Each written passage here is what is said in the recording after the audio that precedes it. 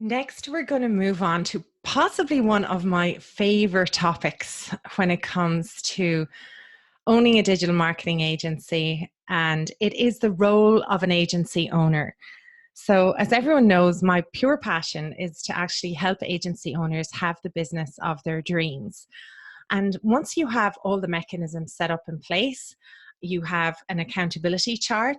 And on that accountability chart, you have to choose what role you're going to do. And that can be anything. Just because you own the business, it doesn't mean you have a particular role to do. You can decide what that role is. So it's a really exciting topic. I just love this one.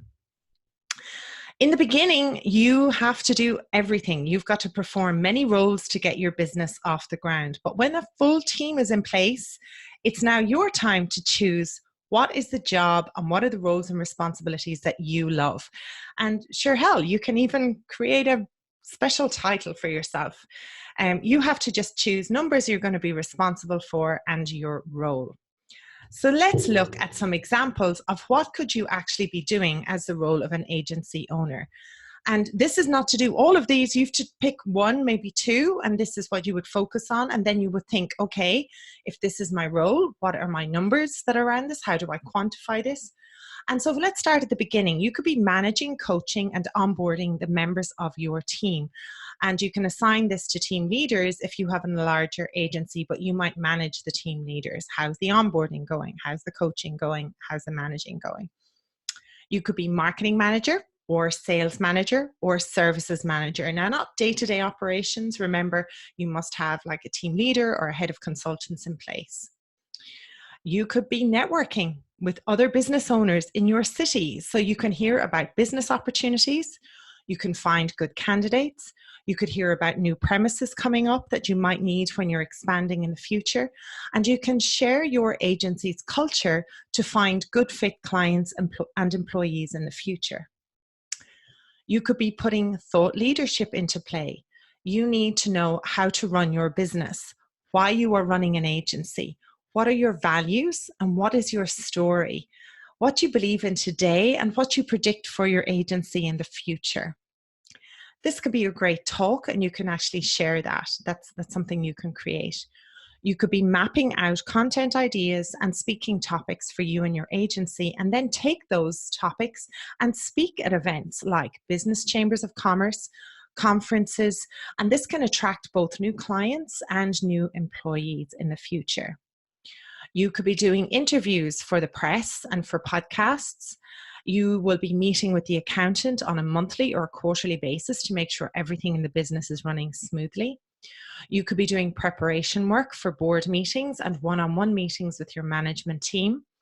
You can take time to read and learn about business and human behavior topics. Not done. There's still more.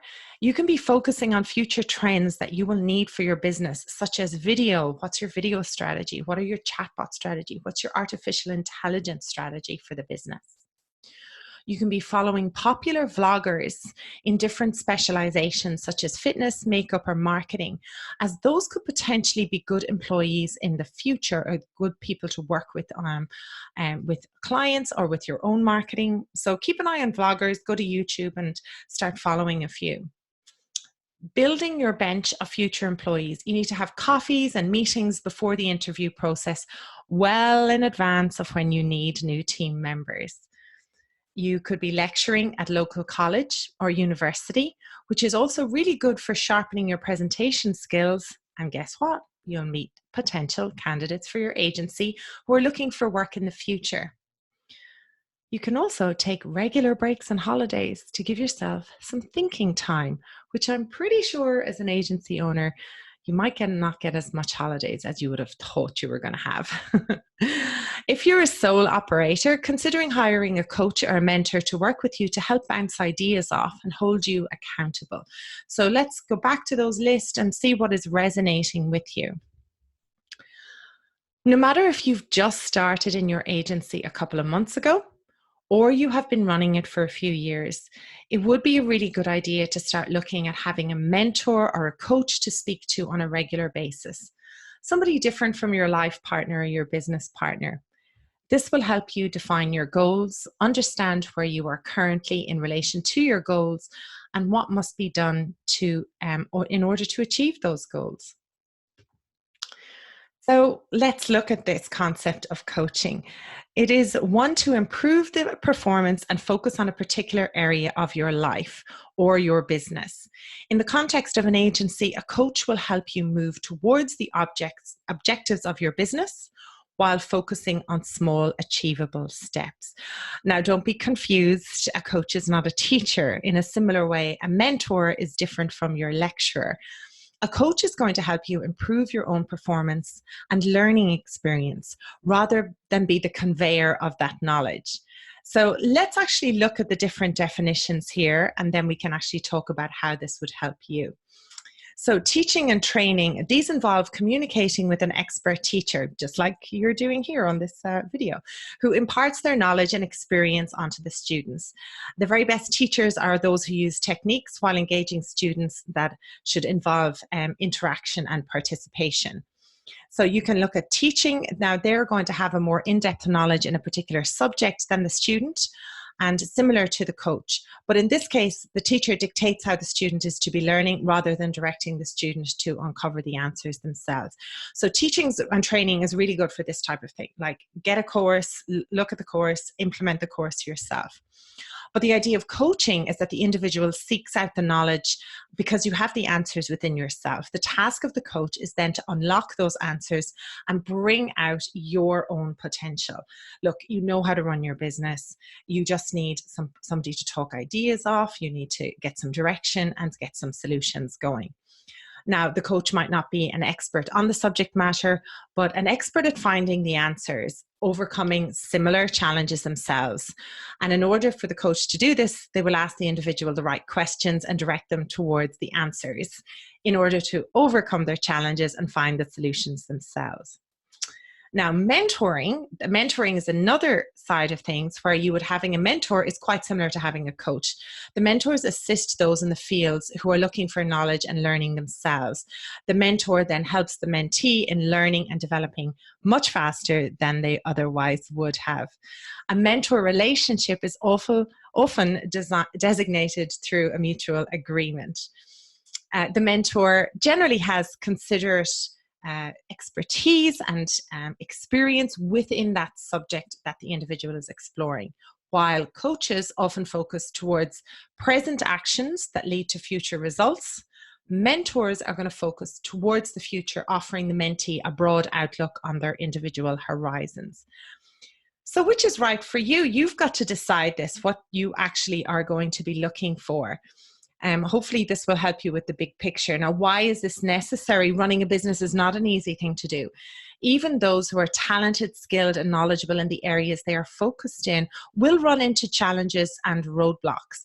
For those who lack the support, these challenges can cause further stress to the agency owner, and this can result in poor decision-making, holding you back from doing the best that you can do. Having a coach on hand can assist your organization in reaching your business goals. So let's look at some ways that they can actually help you. So while you're actually getting support and encouragement, having your business has a myriad of challenges. So you can have support and encouragement from a coach to help you go there. You can actually have challenges that you are having in your business. They're going to actually challenge you with these challenges to get you out of your comfort zone. They're going to help keep you motivated. They are going to help sustain your creativity and then, potentially your income as well. Obviously, there's no guarantees, but that's the whole plan, is to do that. They're going to identify your strengths and your weaknesses and actually work with you on those. They're going to ask you this really hard question, like, what do you really want to do in your life? I mean, you've got to be open and honest. You might be right in the middle of your agency and going, do you know what? This really wasn't a good idea. They're going to help you gain more confidence. And they're also going to set realistic goals, prioritize your needs, and get you on the right path and get you going. So now we actually come to the end of agency strategy. There is a bonus video which is around bonus webinar, which is around agency specialization, and that's next. But let's do a quick summary of what you need to do in the action list here. You've got agency strategy, and you have your positioning, branding, SWOT analysis, mission statement, and core values. God, it is a mouthful. And then you have to look at creating a vision traction organizer for your agency. Now, those two exercises are probably going to take you anywhere between 6 and 10 hours. I mean, let's be honest about it. It's going to develop a long time. Once you have that done, you've got to get those statements so they can be shared with the team, uploaded onto your website, even creating posters out, artwork with the team on a team building event. You need to create a list of services based on your previous industry experience. And this is an exercise in their part of the agency positioning. What are you really good at? What gets results for your clients? What are you profitable for in your business? And then the next part of the strategy is build an accountability chart for your agency today with everyone's name on it, and then one for 12 months time and one for 24 months time, so that you can show the team that there are future roles coming up. Even if you're the owner of the business and you're doing all the roles right now, that there is room for head of sales, because you want to let that go. You want somebody in your team to either step into the role, grow into the role, or you might hire externally. So this is a really important part of the whole 6 pillars of your agency. Agency strategy is such a good corner foundation stone to get right. And once you get this bit right, we're going to start reflecting on all of these parts and refer to it as you grow your agency. So thank you for being part of this particular course. I hope you've enjoyed it, and please let us know if we can make any feedback. If you have any feedback and make any improvements, you can leave them in the comments. Thank you so much.